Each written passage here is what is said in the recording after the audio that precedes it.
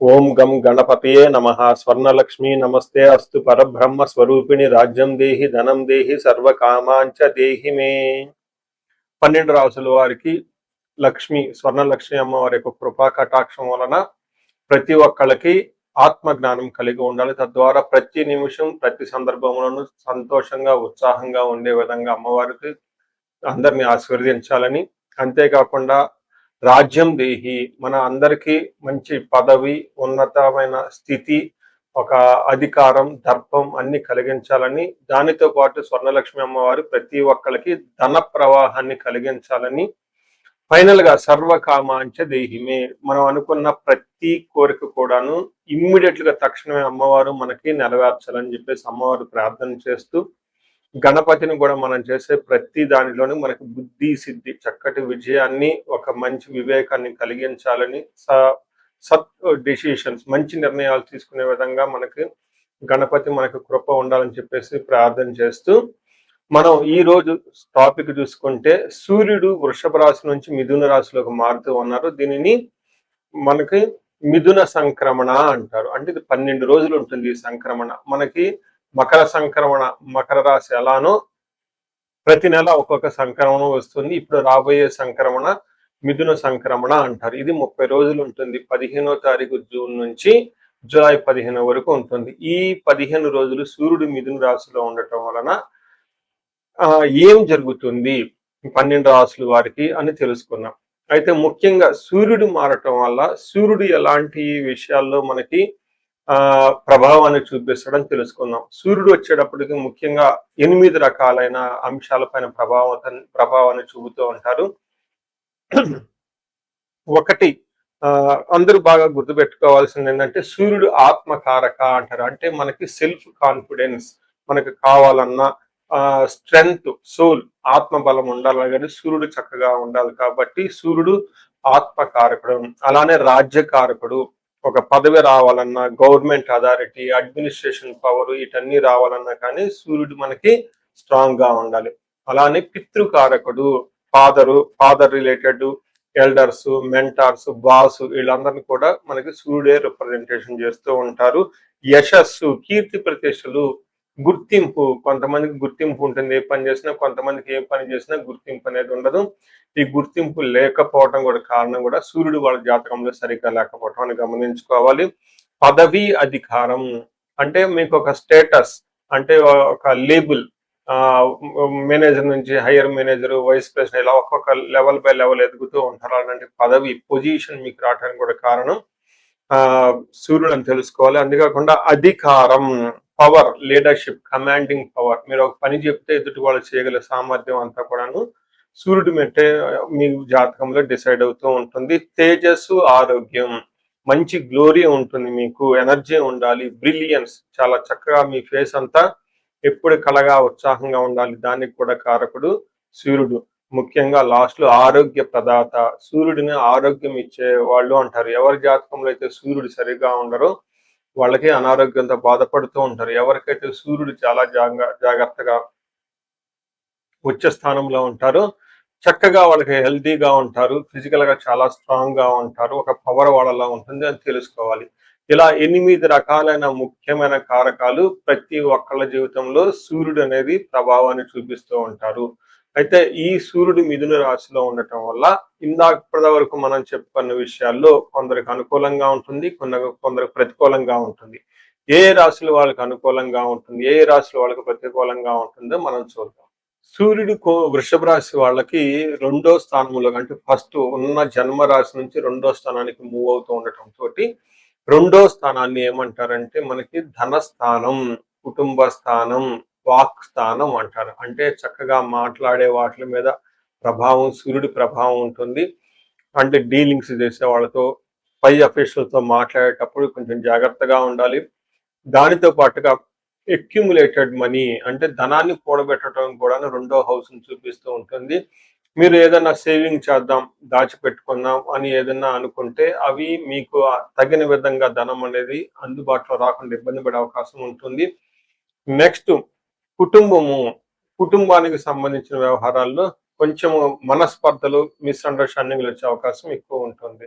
So మనకి సంస్కృతంలో మహర్షులు ఏం చెప్తారో చూద్దాం.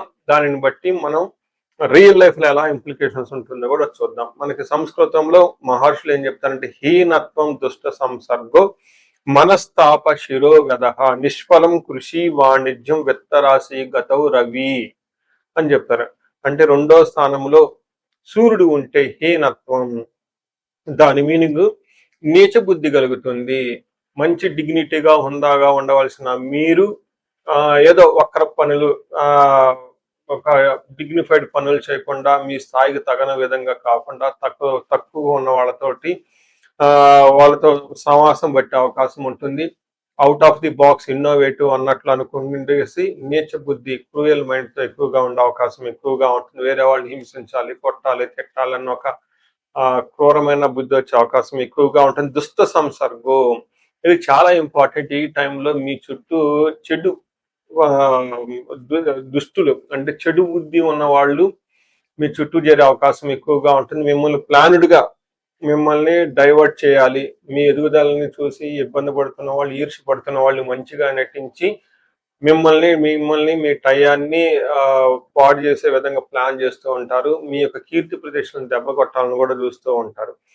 దీని అంతా వల్ల మీరు మనస్తాపానికి గురవుతూ ఉంటారు. అనవసరంగా మనసులో ఏదో ఒక గిల్లిగా మీరు ఫీల్ అవుతూ ఉంటారు. అంతేకాకుండా శిరోవ్యధ విపరీతంగా తలనొప్పి వచ్చే అవకాశం కూడా ఉంటుంది.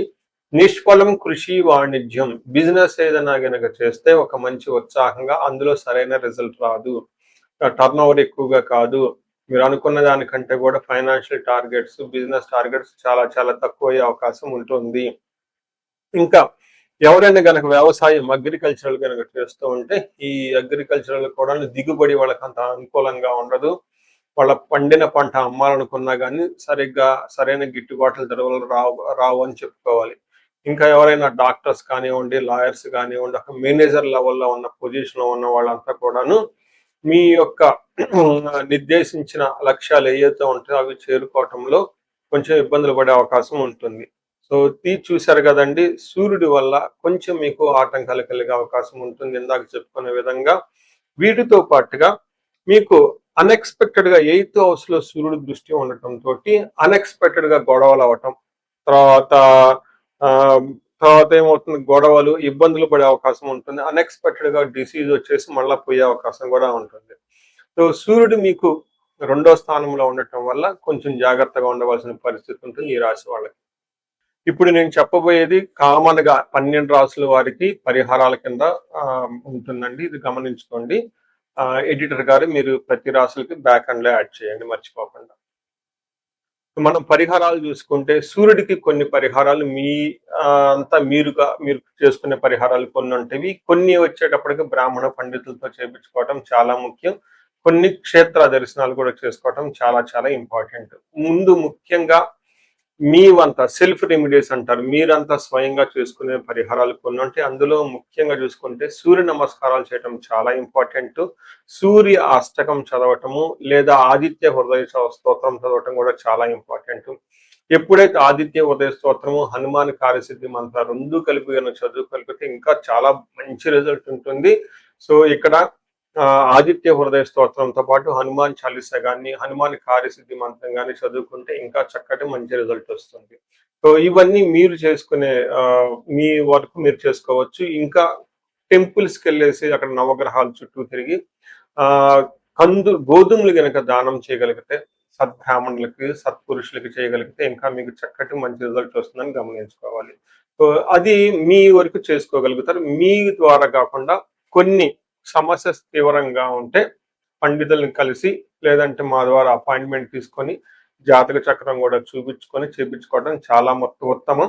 ఇందులో ముఖ్యంగా సూర్యుడికి సంపూర్ణమైన శాంతులు చేయాల్సి ఉంటుంది. గ్రహ శాంతి అంటారు. ఈ గ్రహ శాంతిలో సూర్యుడికి జపాలు, దానాలు, తర్పణాలు, హోమాలు ఇవన్నీ చేస్తూ ఉండాలి.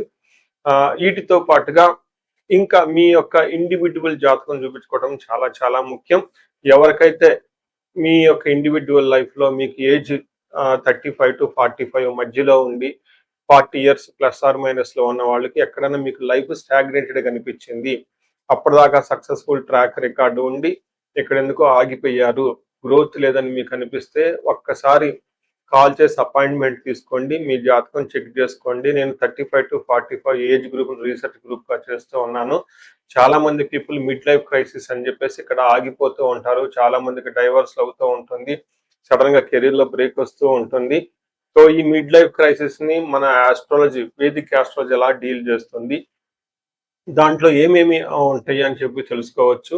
ముఖ్యంగా జ్యోతిష శాస్త్రం ప్రకారం గ్రహ శాంతులు అని ఉంటాయి. గ్రహ దోషాలు అని ఉంటుంది. మీ యొక్క అంతర్దశలు, దశలు తెలుసుకొని వీటిల్లో ఏదైనా ఒక గ్రహం దోషం ఉండటం అయితే మీరు స్టాగ్నెంటెడ్ అయిపోతారు. దాన్ని ఎలా బయటకు రావాలనే పరిహారాలు తెలుసుకోవాలి. వీటితో పాటుగా మీకు ఏమైనా శాపాలుంటే పితృ శాపం, కాలసర్ప దోషము, ఇలా మాతృ శాపం, స్త్రీ శాపం ఇంకా ఏమైనా యాక్టివ్‌గా శాపాలు ఉన్నాయా? ఈ శాపాలు ఉండటం వల్ల కూడాను మీరు లైఫ్‌లో గ్రోత్ లేకుండా ఆగిపోయే అవకాశం ఉంటుంది. సో, ఎవరికైనా సరే ఎలాంటి ప్రాబ్లమ్ ఉన్నా ధనానికి ఇబ్బంది పడిపోతూ ఉంటే స్వర్ణలక్ష్మి విశేష హోమం చేపించుకోండి. మీకు వీసా స్టాంపింగ్, హెచ్-1బీ లైక్ ఎక్కడన్నా ఏమంటారు ఉద్యోగంలో ఎక్కడన్నా బ్రేకులొచ్చి ఆగిపోతూ ఉన్నా, లేదంటే ఫైనల్ రౌండ్ దాకా వచ్చి మధ్యలో ఎక్కడన్నా ఆగిపోయినా గానీ, మీకు ఇలాంటి వాళ్ళకి కూడాను మన్యు పాశుపత అభిషేకము, రుద్రాభిషేకం చేపించుకోవడం చాలా చాలా ఇంపార్టెంటు. భార్యాభర్తల మధ్య గొడవలకు అన్యోన్య దాంపత్య పాశుపతం చేపించుకోవటం.